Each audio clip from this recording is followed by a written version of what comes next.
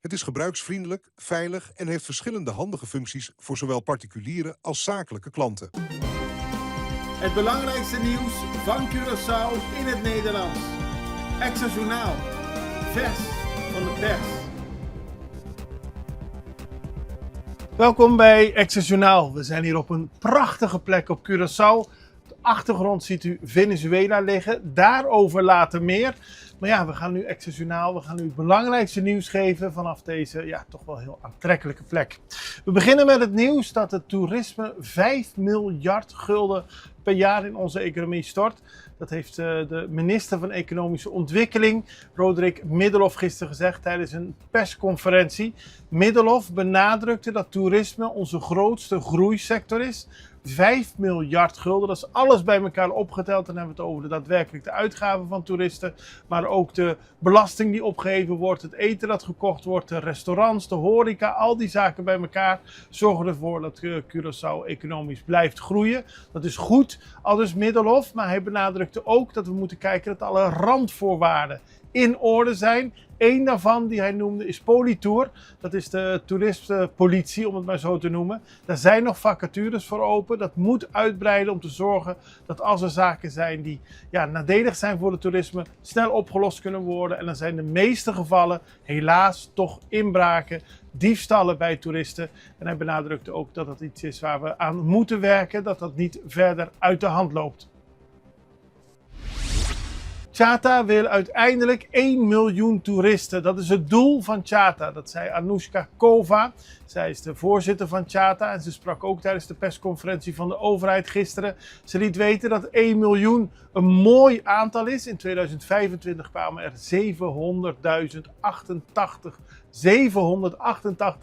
788.000 toeristen naar Curaçao. Dat is nog geen miljoen en daar moeten we naar groeien, maar niet zomaar. Er moeten wel goede omstandigheden voor worden georganiseerd om te zorgen dat Curaçao deze mensen ook op een goede manier kan ontvangen.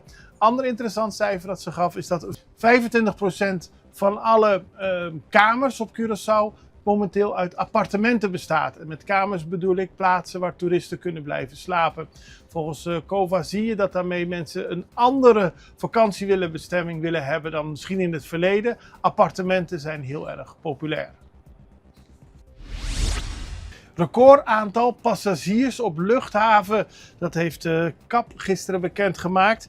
Er zijn in 2025 een record aantal passagiers op de luchthaven geweest. In totaal 2.461.000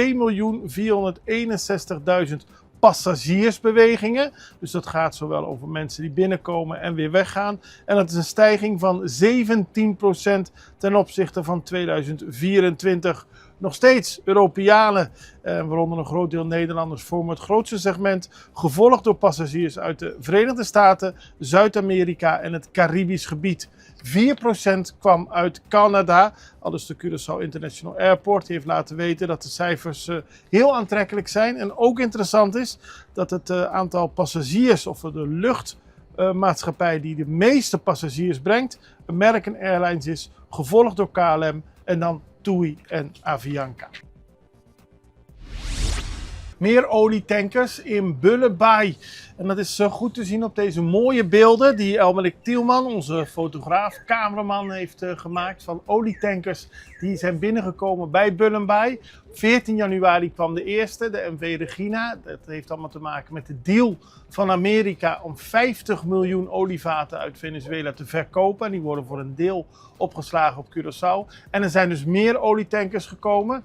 De afgelopen dagen is er veel kritiek geweest over de wijze waarop de eerste olietanker Curaçao binnen is gekomen. Hij zou hebben gevaren onder een valse vlag. Wat nu het verhaal is met deze tankers weten we niet. Maar in ieder geval is er veel bedrijvigheid te zien. En dat is op deze manier ook mooi in beeld gebracht. Volgens de centrale bank heeft de verhoging van de AOV risico's. Dat schreef de centrale bank voor Curaçao en Sint Maarten gisteren.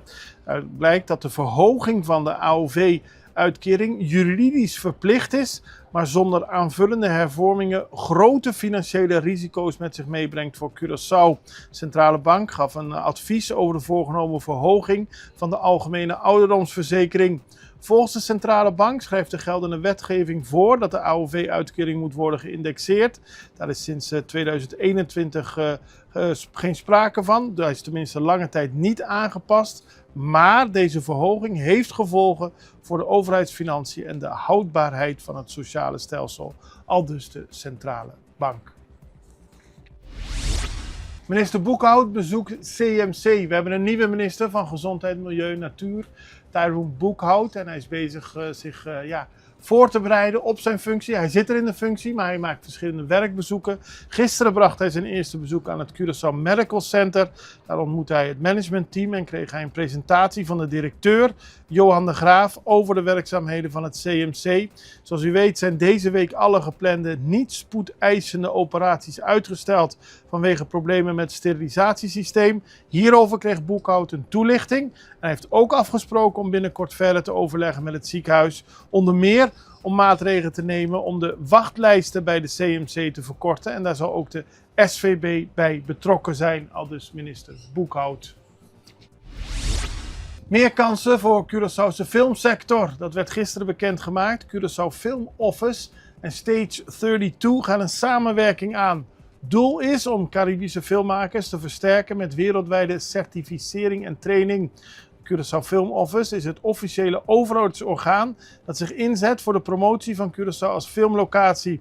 Stage 32 is werelds grootste online platform voor professionals in film en tv. Samen kondigen ze vandaag met trots, dat was gisteren, een volgende stap in hun strategische samenwerking aan om opkomende en gevestigde filmmakers in heel Curaçao op te leiden en te certificeren. Goed nieuws dus voor de Curaçaose filmsector die nog aan het draaien is, maar nog heel veel groeimogelijkheden in zich heeft. Dus dat is positief om te horen. Wij gaan even naar een break. We zijn zo terug.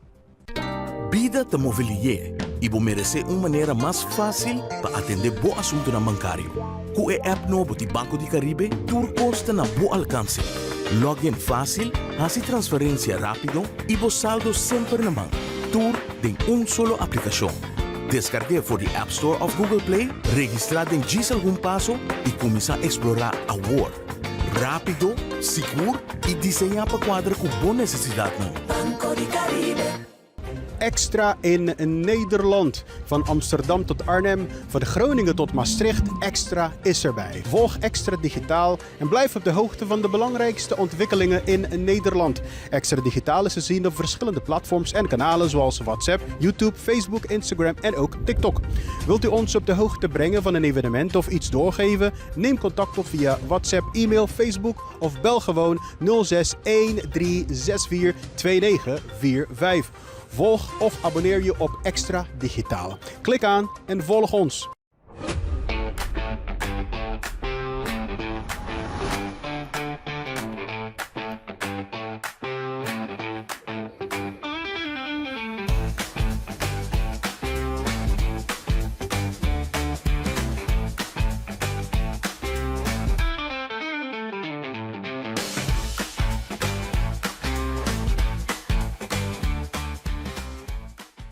We spraken gisteren met Leslie Ver. Hij is directeur van de directie Risicobeheersing en Rampenbeleid en nationaal coördinator van de rampenbestrijding hier op Curaçao. We hebben hem gesproken over, we weten het allemaal, 3 januari van dit jaar. Toen was er een inval van Amerika in Venezuela. In zijn functie is hij altijd bezig met voorbereiden. Hoe is Curaçao voorbereid op rampen, op verschillende onverwachte gebeurtenissen. Dit was er daadwerkelijk één. Hoe is dat verlopen? Het was interessant om zijn kant van het verhaal te zien. We staan hier bij het mooie Fort Nassau. Daar is Venezuela, daar is de PDVSA. Het gaat over Venezuela. En kijk naar het interview dat ik had met meneer Leslie Ver. Meneer Leslie Ver, welkom.